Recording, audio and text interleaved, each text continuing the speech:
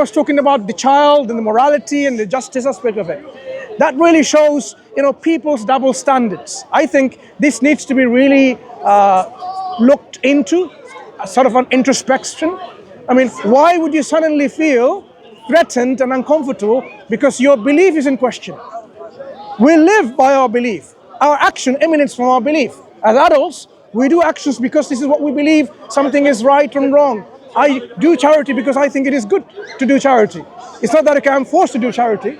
So it's important, I think, we really appreciate the inherent double standards some people might have. Why would you be afraid when your religion is questioned and critiqued? Isn't that something that you should be able to defend, and you should be able to justify what you believe and why you believe? Would you not agree? We should be able to defend our belief by showing the justification why I believe, if your belief you think is true and correct. So I was quite shocked to see this man only starts disliking someone the moment religion is brought up. It's very strange. Okay. Anyway, any other discussions you want to continue with? Because I thought we had a very interesting discussion from two different theological perspectives, where we can learn from each other. We can show perhaps the weakness or the strengths of another. We as Muslims do not say your religion is totally, there's nothing good about it. There's nothing inherently some basis for accepting it. Some people accept it because there's been a long tradition of human history. Prophets and messengers came and they followed those prophets and messengers, and then traditionally they have been believing in that religion. They may not have realized that religion had been corrupted. And that's the discussion we tend to normally have. I mean, you may call yourself a follower of Moses, but have you realized that the religion of Moses has been corrupted during its transmission? You're a Muslim, yeah? Why not? I'm going to debate here. I'm just listening to you. Sure. No one talks anymore. Everyone just says their own points in it. Yeah. When you come to places like this, everyone already has their views. No one wants to have a discussion and change their views. Yeah, I'd really like to know why in this day of age.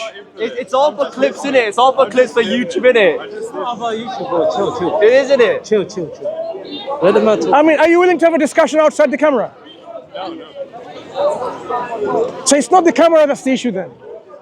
Hi, welcome back. Thank you. Yeah. Did you say you don't believe in God? Is that what your perspective is? I don't believe in God, in fact. Okay, so tell us, share with us your perspective that you have taken in this concept that there is no God and you will love accordingly. Certainly. I mean, it seems to me that a perfectly good being, right, all of these qualities attributed to God, perfectly loving, perfectly just, would have created a world like this, right? It seems that there are plenty of improvements that could be made to this world, and such a perfectly good God couldn't have created it. So you basically have an objection on some of the attributes of God, not necessarily the existence of God. Is that what you're saying? I'm saying due to the attributes of God, it seems unlikely that he exists, because if he did exist, the world wouldn't look like this.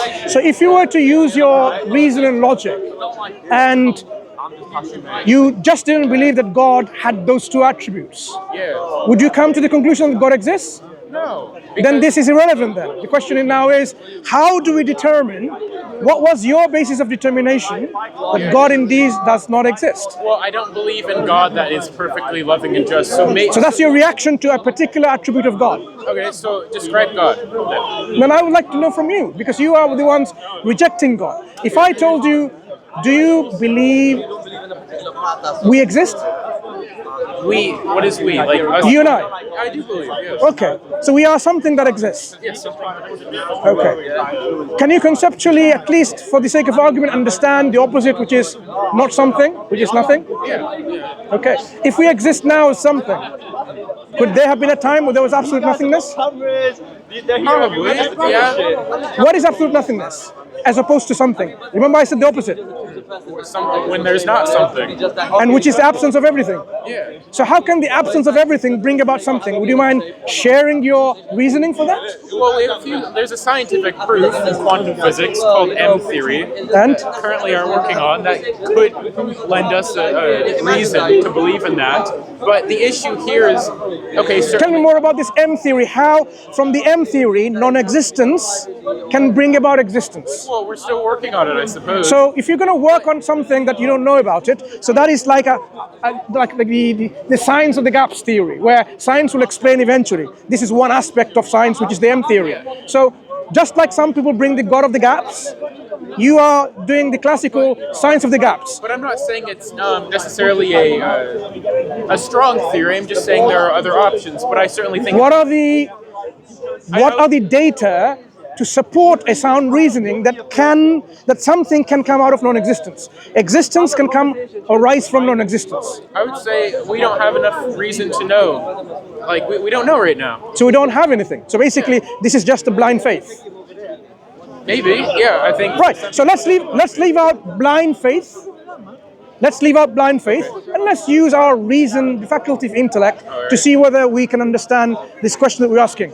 So non-existence is the absence of any existence. It doesn't have any space, time, matter, quantum fluctuations. It doesn't have potentialities. It doesn't have gravitational fields or any kind. Right. So when we describe nothingness with that kind of understanding, how can something come out of this non-existence when it doesn't have the possibility or the potentiality to bring about existence? Well, could I say I don't know? Like, is that an honest answer? Because I don't know. No, it's not knowing. If you affirm that non-existent doesn't even have the possibility and the potentiality to bring about existence, the answer is it will never will. I see. So that's the definition of opposite of something, which is non-something, which is nothing. Now, I presume you're familiar with the Kalam cosmological argument. No, I'm not going to talk about the arguments for and against the Creator.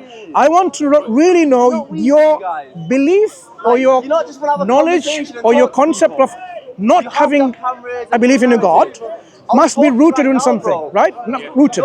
So I want to see how, based on the discussion we are having, if we are something now, can there be absolute nothingness? And we seem to be agreeing on that. There cannot be absolute nothingness. That means there has to be always something. Okay. If we agree on this always something, that means there is something that is always, eternally in the past existing. Okay. Here is the problem now. All right. What is that something that always exists, that brought about our world through transformation? Okay. What are the characteristics, qualities, or attributes of that something that always exists without a beginning, because it's a necessary existence, has to exist necessarily? Yes. What are the qualities that made it possible for transformation to happen, and we are here? Yeah, I mean, the God would have to be outside of time. We're not talking about God, remember? You're assuming it's God. How come suddenly we believe in God straight away? Well, I'm saying that I don't know. But for the sake of argument, let's say it is God. And no, we don't want to use the sake of argument. We want to infer from the best available reasons and data. So now... I'm agnostic on the position. No, you haven't made yourself neutral yet. You're saying now, initially you were an atheist. You've backtracked to now being agnostic. That agnosticism is about what? That I would never know, or there's possibility to know? Hold on. I'm agnostic on the position that I don't know how the universe started. We base our beliefs on a preponderance of evidence. Okay. I don't think that we don't have enough reason to think either way on the beginning of the universe. But given other examples like the state of the world, ethics concerning God, the inaccuracy of the Bible, those are the reasons that I'm an atheist. Yeah, I can disregard the Bible too because of inaccuracies. That's not the issue. The issue is our universe. If you consider this our universe, it couldn't have come from nothingness. So it has come from something. Prior to that was something, eventually. So we are now going to go to a problem for infinite regress. Was there something always, or there is a point where something, and prior to that there is no other thing. That something is the first and the foremost. Okay. What would be, what we would say, the necessary existence? What would be the attributes of the necessary existence? Because we can look at our universe, and speculate what it could be intellectually and reason. That's how we do science. Okay. So if that necessary thing that existed without a beginning didn't have any attributes or qualities or characteristics, then it would be like nothing. So it must have some attributes. What attributes are necessary for it to have to make any transformation? Because we are transformation. Our universe is a transformation. We are expanding universe. It was less expanded before. The form that we are in now today, it's not the same form that was 1 million years ago, right? Or 1 billion years ago. So transformation requires certain agency with certain characteristics. So if you call that necessary existence an agent, okay, that transform, what are those necessary qualities it must possess? I can tell you, but I want to see from you, because if you don't come up with any qualities, how do you explain transformation that happened? Well, I'd say it'd have to be pretty powerful. Powerful, good, agree. It must possess power and ability. Yeah, I mean, it has to be outside of time. Outside of time, because time itself is a creation. Yeah, and it can't, like, I mean, it always would have had to bend into existence because it just can't start itself. I don't know. Probably Intelligence, knows. maybe? Yeah, knows quite a bit, I reckon. Knowledge. Yeah, I think so we have power, knowledge, existence. Yeah, pretty good. Anything else? Something else? I'm not, Okay, I don't think so I'm going to give you two other things. All right. See whether you agree or not. One is self-awareness. Why? If it wasn't self-aware, like my umbrella is not self-aware, that's in an umbrella. Without being self-aware, can it write a letter to you? Probably not. No. Definitely not. Not probably not, definitely not. Okay? Because something that is not self-aware cannot do anything. Okay? So if that agent which brought about transformation in our world wasn't self-aware, it can't make any transformation. Okay. So it needs to be self-aware. And on top of that, thank you. On top of that, it also needs to have the will, the volition, the choice. Because if it didn't will it to happen, it will never happen. I see. It will happen. So now, this is our concept of God in Islam, in which God is a being that exists always, who is aware of itself, possesses ability, power, possesses knowledge, possesses will. Will the universe to come up. So this is what we say is God is. You know, logically speaking, you would say you don't have any disagreement with that. Makes sense, yeah. Yeah. So that's the step to know about the necessary being. And then after that, you might, if you want to explore a bit further, you will say, look, if such a being exists, wills things into existence with knowledge, power, and might, there must be a purpose for us to be here, for existence. Yeah. Makes reason, yeah. Yeah. So what could be that purpose of our existence? Could we know the purpose? Like some people say, the purpose of my existence is to be happy and to live my life, to have a cigarette, so this, that. Everyone coming up with their own reasonings. That doesn't seem to be settling the issue here, because it's all coming up with people's speculation. But what if that agency, the not necessary being, communicated to us and told us, that is the reason I have created you. That will be the most infallible way of becoming sure why we exist. Because when the maker tells you, when the maker tells the things that are made, the reason it's made, then you would know. Rather than, you know, I would just find out. Yeah? Right. So how do we then go about finding out the communication of this creator? Am I okay? Like in what sense? If you're a Christian, he will echo. That's the idea. That's how it goes. If you're an atheist, he'll leave you. He'll say, okay, he'll leave you alone. If you're atheist, he will echo. That's the Christians in the park. It's fine. Yeah. So how would we? What do you know about atheists? What do you Sorry, know about what's your name? anything that, like, you have never talked to an atheist. It's okay.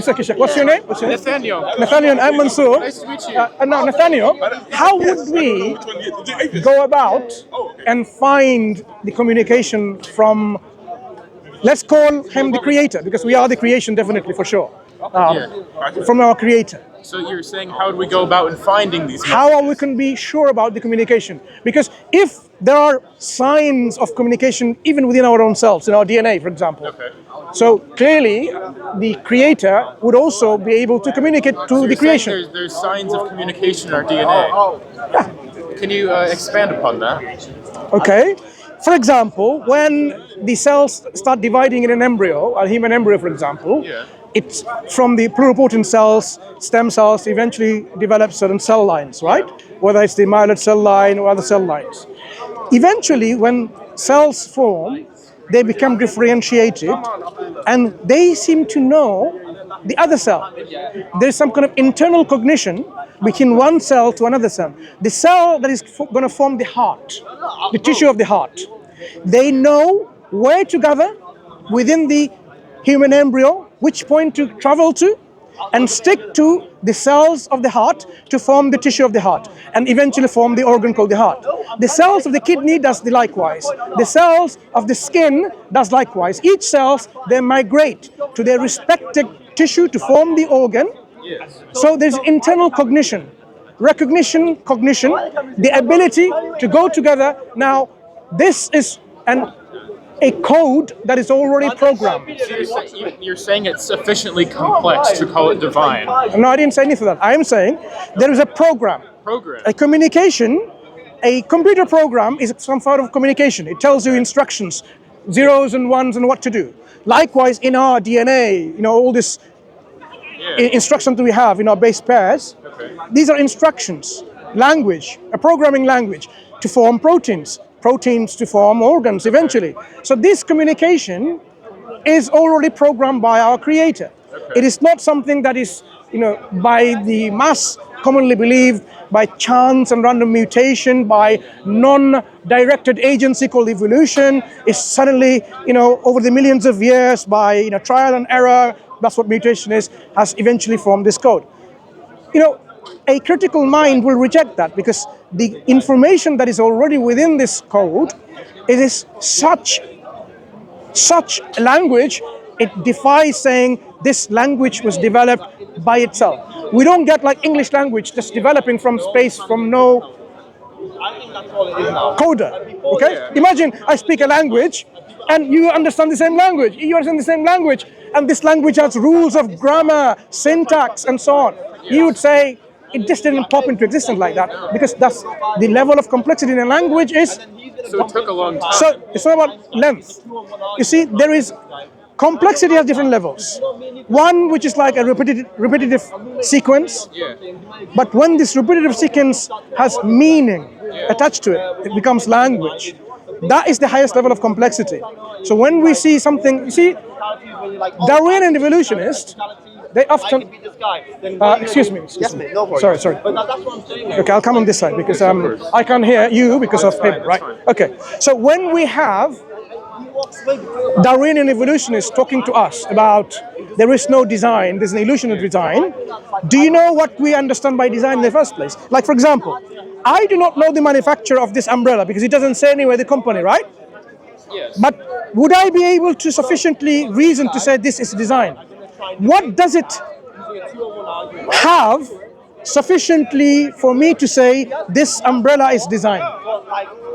Not knowing the designer. I don't need to know the designer to know its design. Do you agree? Yes. Right. So the designer is relevant. The design itself will tell us there is a designer behind it.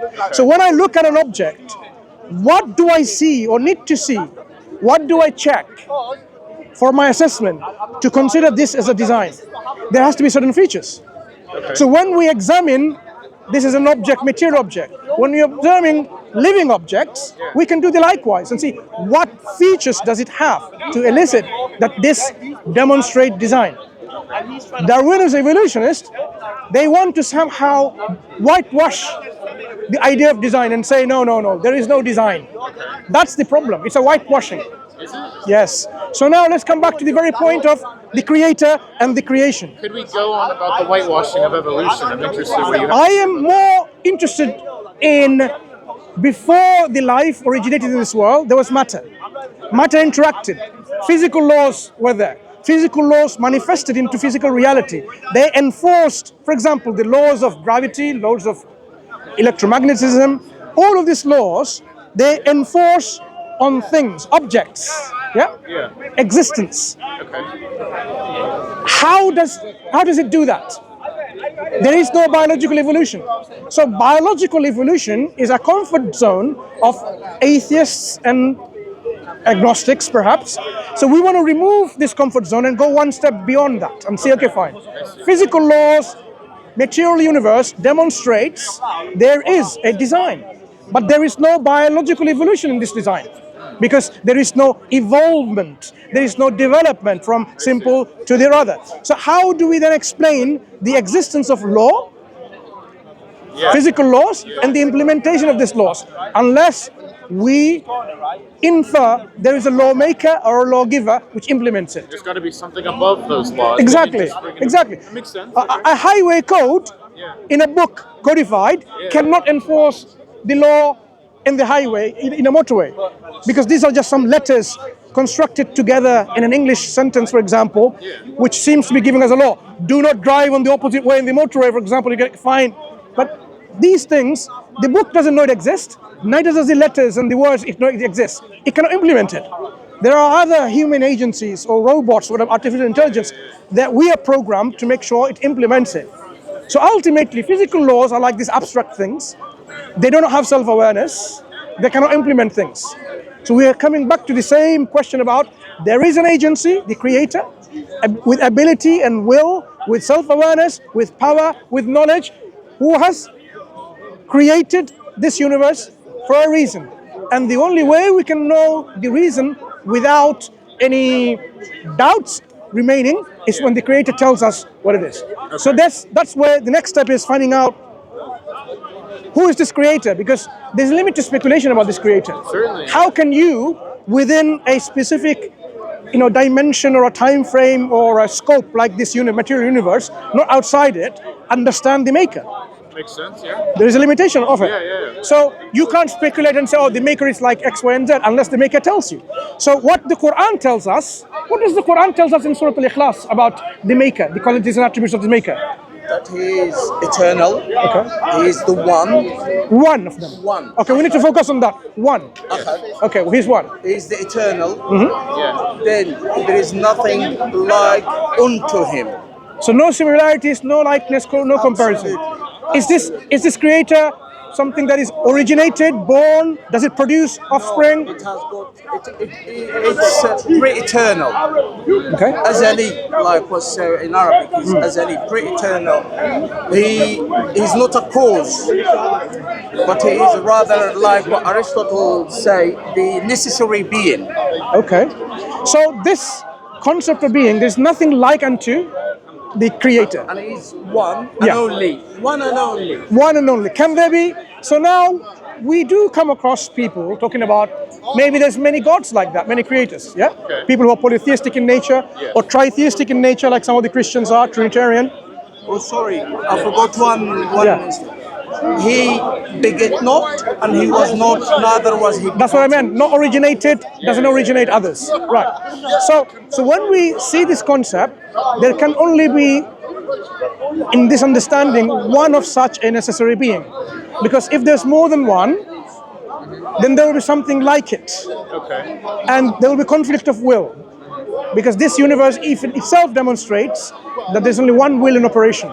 Imagine two of such of this being, which exists without a beginning, and says, I want now rain. The other one says, I don't want rain.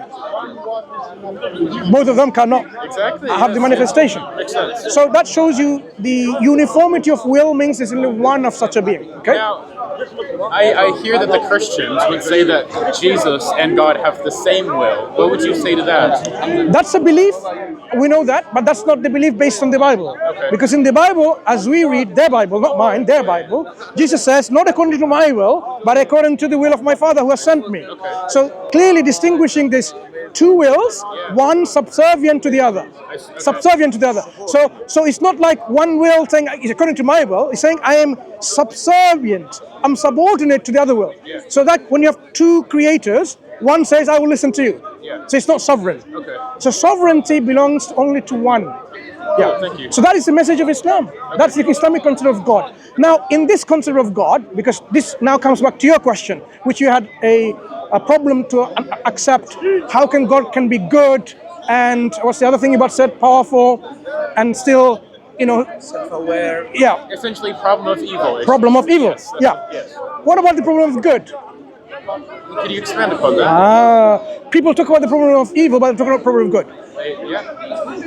The concept of good makes people prevent doing bad things. So it's actually preventing people from doing whatever they want to do. So it's a problem. Some people want to do something, but they're being restricted. They're being somehow prevented from doing it. So it's a problem. But here we say this is not really a problem as in an evil problem.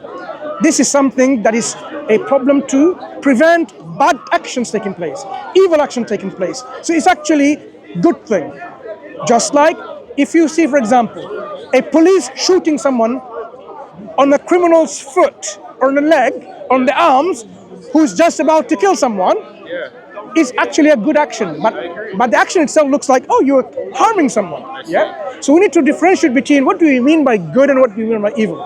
So in Islam, the good and bad can be sometimes misunderstood. Of course, God is the source of all good. He doesn't want any bad to happen. But if He gave us the ability to choose freely in a limited amount of choice, domain, the freedom of choice, then that means some people will use it and some people will abuse it. Abusing means killing, ethnic cleansing, genocide, rampage, murder, rape. That's what we would say is bad.